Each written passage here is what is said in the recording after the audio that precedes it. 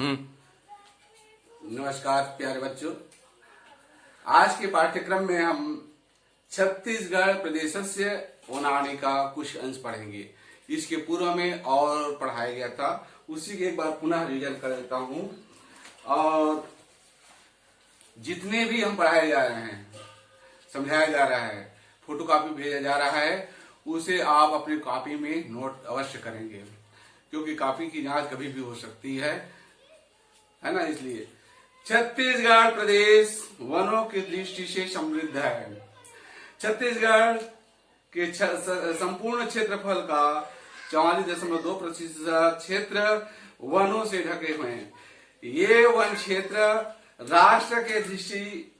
राष्ट्र के वन क्षेत्रों के अनुमानित 12.25% है। वन हमारी महान निधि है।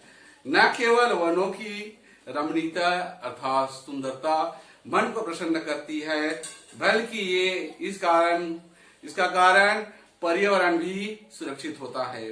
ये घटक पारिस्थितिक तंत्र को भी प्रभावित करते हैं। उन घटकों में वन सर्व प्रमुख हैं। वस्तुतः वन पृथ्वी की सुरक्षा कवच है। वर्षा का मुख्य कारण भी वन ही है। यह शुद्ध वायु प्रदान करता है, मिट्टी की अपरदन क्रिया को कम करता है, जगत के तापमान को भी नियंत्रित करता है। इसलिए वन संरक्षण आवश्यक है। ये पूर्व में पढ़ा गया है, एक बार पुनः रिवीजन किया गया है। और आज देखते हैं विधि भी है। वन संपदे संपन्नानि वनानि प्रदेशे विद्यन्ते। विधि भी माने कई प्रकार के। वन संपदा भी तृतीय विभक्ति लगा तीनों में। वन संपदा से संपन्नानि संपन्न प्रदेश से विद्यन्ते। प्रदेश विद्यमान है। पुनः करेंगे कई वन संपदा से, कई प्रकार के वन संपदा से संपन्न वन प्रदेश विद्यमान है। विधि प्रबंध दृष्टिया वनानि प्रदेश युक्तानि। विधि प्रबंध दृष्टि व्यवस्था की दृष्टि से वन को वन को त्रिवर्गेषु, त्रि मतलब तीन, वर्गेषु वर्गों में विभक्तानि बांटा गया है। कौन कौन से है? पहला है आरक्षित वन, दूसरा संरक्षित वन, तीसरा अवर्गीकृत वन। पुनः एक बार देख लेंगे। कई वन संपदाओं से संपन्न वन प्रदेश में विद्यमान है। व्यवस्था की दृष्टि से वनों को तीन वर्गों में बांटा गया है। पहला आरक्षित वन, दूसरा संरक्षित वन और तीसरा अवर्गीकृत वन। अब आरक्षित वन किसको कहते हैं उसको देखेंगे। आरक्षितम वनम आरक्षित वनस्य प्रबंधन सुव्यवस्था भवति। आरक्षित वनस्य प्रबंधनम, आरक्षित वन की प्रबंध सुव्यवस्था, इसकी जो व्यवस्था होती है सुव्यवस्थित होती है, इनकी व्यवस्था सुव्यवस्थित होती है। आरक्षित वन के प्रबंधन सुरक्षित होती है, व्यवस्था सुरक्षित होती है। अस्य सुरक्षा, इसकी सुरक्षा विकास और निश्चित माने निश्चित और निश्चित योजना भवंती, योजना होती है। इसकी निश्चित योजनाएं होती है कि इस वन को कैसे बनाया जाए, कैसे संरक्षण किया जाए, कब उसमें पानी डाला जाए, कब उसको उर्वरक शक्ति के लिए खाद डाला जाए, ये व्यवस्था सारी दी जाती है। और इसके साथ ही साथ पशुचारण से बचाव करना, ये उनकी सुरक्षा होती है। राष्ट्रीय उद्यानम अभ्यारण्यम च आरक्षितम वनम एव स्तः। राष्ट्रीय उद्यान, अभ्यारण्य और आरक्षित वन ही ऐसे ही हैं। पुनः सुनेंगे। आरक्षित वनों के व्यवस्था सुव्यवस्थित होती है। इसकी सुरक्षा और विकास निश्चित योजनाओं के द्वारा होती है। राष्ट्रीय उद्यान और अभ्यारण्य आरक्षित वन ही है। ये क्या है? आरक्षित वन ही है। अगला देखते हैं दूसरा, संरक्षित यानी सुरक्षा। संरक्षित वन, संरक्षित वने संरक्षणेशः उत्पादनाय गतिविधिया क्रियान्विता भवति। संरक्षित वन में, संरक्षित वन में संरक्षण के साथ, संरक्षण के साथ साथ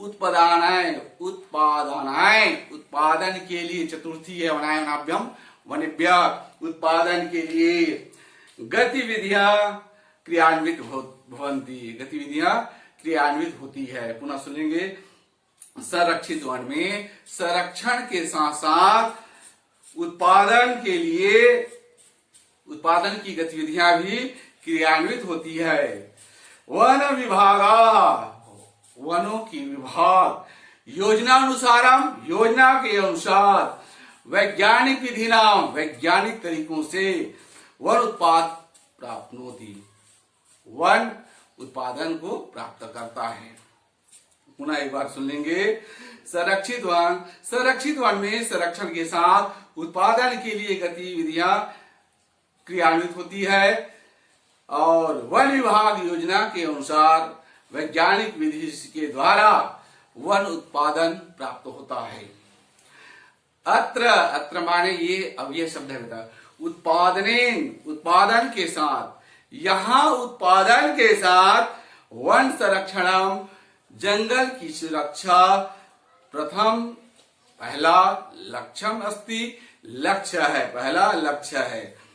अगला पैराग्राफ देखेंगे, तीसरा, अवर्गीकृत, जिसको बांटा नहीं गया है, अमाने नहीं, वर्गीकृत, बांटा गया वन, अवर्गीकृत वन, अवर्गीकृत वन, वने भूमि, वन भूमि में व्यवस्थापने समय, व्यवस्था के समय में, सप्तमी विभक्ति, इसी कारण में बोला हूं बेटा कि कारक रचना अवश्य याद करें, कम से कम आकारांत पुल्लिंग शब्द बालक के अनुसार और आकारांत स्त्रीलिंग शालक के अनुसार, ये यदि कारक रचना को याद कर लेंगे, उसमें विभक्ति चिन्ह बताया गया है, पहला ने, दूसरे को, तीसरे के द्वारा, चौथे के लिए, पांचवे से संबंध यथा षष्ठी, छठवी काके की संबोधन में अपर, सप्तमी अधिकरण में अपर और संबोधन हे अहो अरे। पुनः सुनेंगे, पहला ने, दूसरे को, तीसरे से, चौथे के लिए, पांचवे से या अलग होना, छठवा काके की, सातवां में अपर और संबोधन जिसको आठवां है हे अहो अरे। ये जैसे ही अकारांत कहते हैं, जैसे वनाय, चतुर्थी है, उसी प्रकार से इसमें आया वन भूमि है, भूमि मतलब सप्तमी है, वन भूमि की, व्यवस्था समय, व्यवस्था समय एक मात्र लगा है, वने वनियो, वनेषु सप्तमी में अपर होता है, व्यवस्था के समय में, यस्य, यस्य माने जिसका, यस्य नास्ति स्यं प्रज्ञा शास्त्रम तस्य क्रोधि किम लोचनाभ्यम विनश्य दर्पणा किम करिष्यति, जिसके पास स्वयं की बुद्धि ना हो तो शास्त्र क्या कर सकता है। जिस प्रकार अंधे, अंधे है तो उसको दर्पण दिखाने से क्या मतलब, कोई लाभ नहीं है, इसी प्रकार से होता है।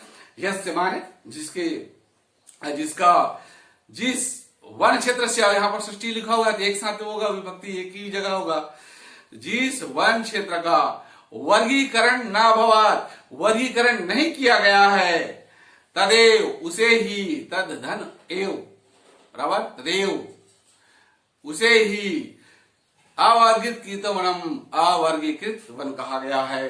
अत्र, यहाँ, अत्र माने यहाँ, सर्व कारणेन, सभी कारणों से, नास्ति कोऽपि प्रतिबंधा, किसी प्रकार का कोई प्रतिबंध नहीं है।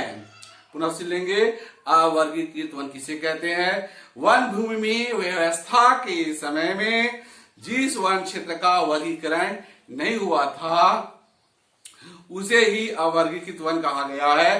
अत्र सर्व कारणेन, इस यहाँ सभी कारणों से कोई भी प्रतिबंध नहीं होता है। अस्मिन क्षेत्रे, अस्मिन वन क्षेत्रे, इस वन क्षेत्र में, जनार्थम, लोगों के लिए, काष्ठ संग्रहणस्य, काष्ठ माने लकड़ी संग्रह माने इकट्ठा करने के लिए, लकड़ी संग्रह करने का। च माने और, पशुपालन, पशु चारणस्य, पशु चराने के लिए। स्वतंत्रता अस्ति, स्वतंत्रता है। पुनः एक बार, अवर्गीय के द्वारा वन भूमि में व्यवस्था के समय में जिस वन क्षेत्र का वर्गीकरण नहीं हुआ था उसे ही अवर्गीकृत वन कहा गया है। यहाँ किसी सभी कारणों से कोई भी प्रतिबंध नहीं होता है। इस वन क्षेत्र में लोगों के लिए लकड़ी इकट्ठा करने का और पशु चराने की स्वतंत्रता है। इस प्रकार से आज के पाठ्यक्रम को यही परिणाम दिया जाता है। जय